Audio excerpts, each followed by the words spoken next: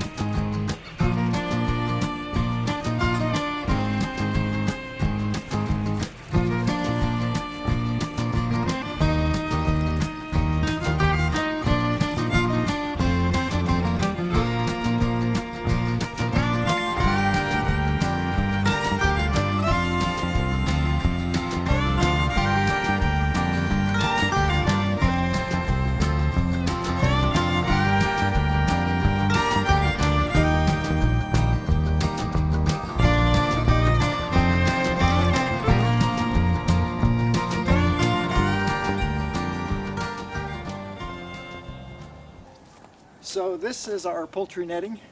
We got this from Premier One. It's one of the most popular places to get your netting, and I'll take you around. You can see some of that. The trouble I had at the beginning was because when I put it up last year, I wasn't careful to make sure it was exactly neat, I guess, when I put it together. And so it showed when you're trying to unroll it the next year.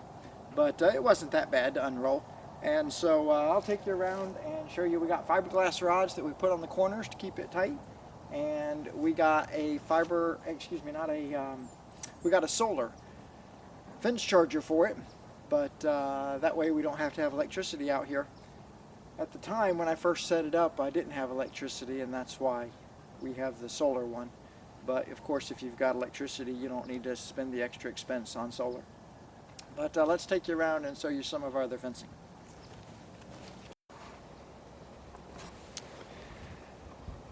Now let's talk some less portable fencing, and let's talk about dog lots.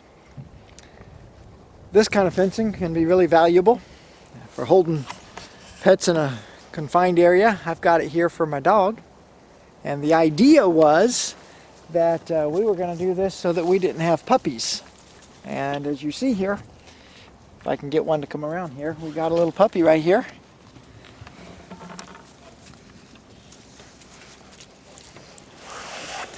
So this is one of our puppies, and we have 5 of them. And the reason we have them is because our fencing didn't work as designed. And so let me show you around here what we've got. We have a gate on this. Right here I've got a latch, as you can see, and this latch here was supposed to be sufficient to keep the dog out, but it wasn't. She watched us do that a few times, and the next thing you know, she was popping this open.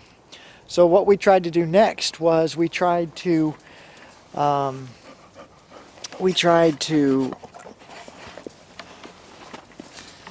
lock it with some rope, tie some rope around it, and that didn't work either. She just came along and took this and just yanked on it like that.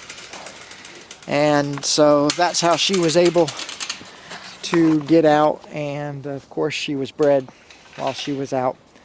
And so we've got these adorable little puppies right here. I'll show them to you.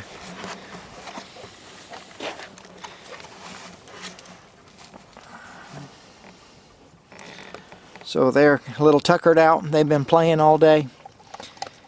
And what I learned from this is that whatever kind of animal you're going to keep, it's important to make sure that you have the right type of fence. Another fence that I want to talk about is for your dogs, your pets. You can see right here I have a special collar for our dog Bella.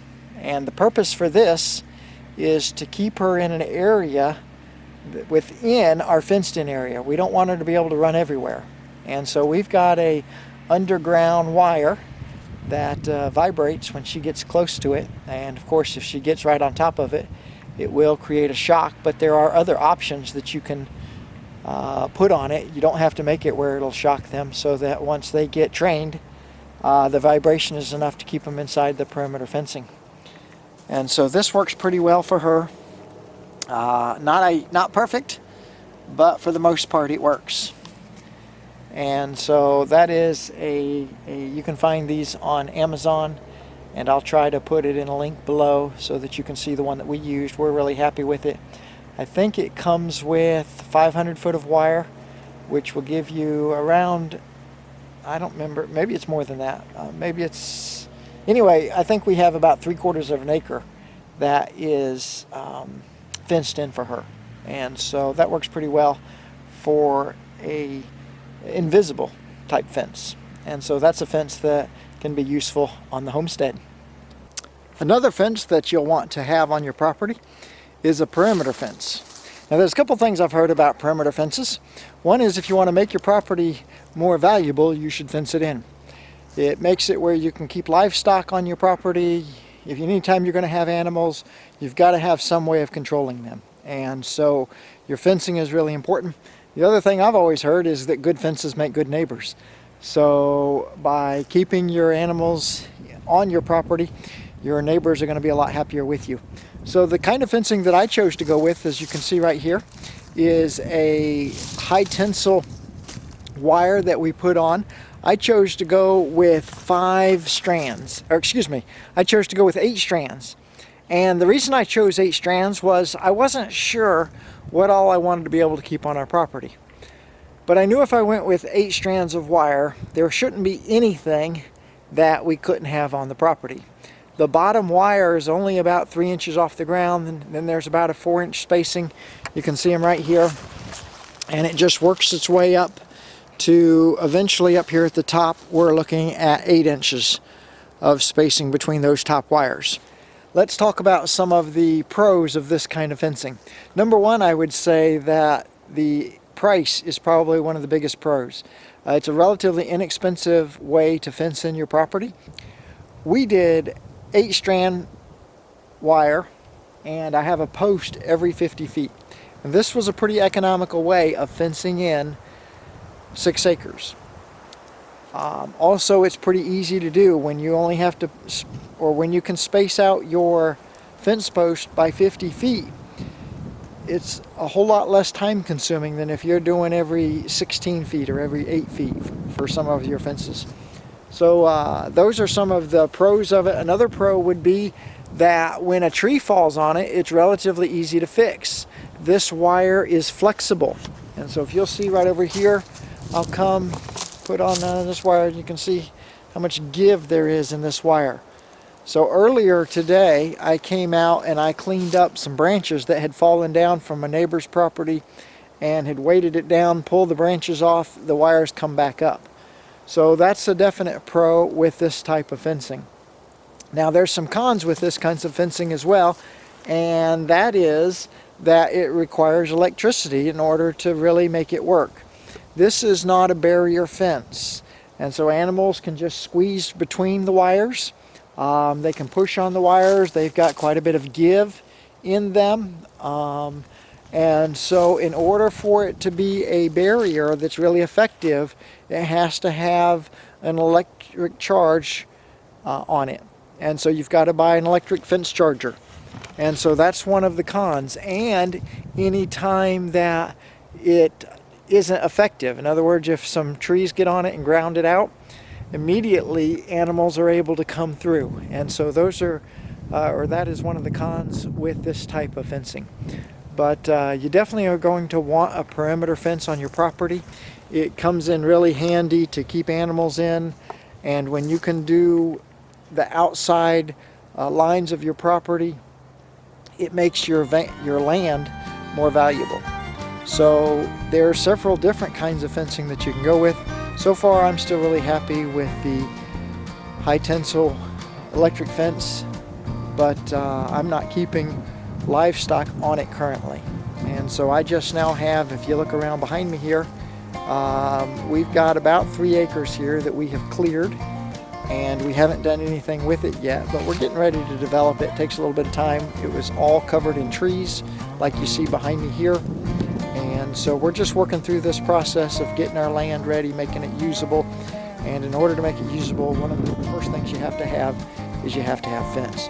So I hope this helps you when it comes to deciding what kind of fence you want to put up on your property.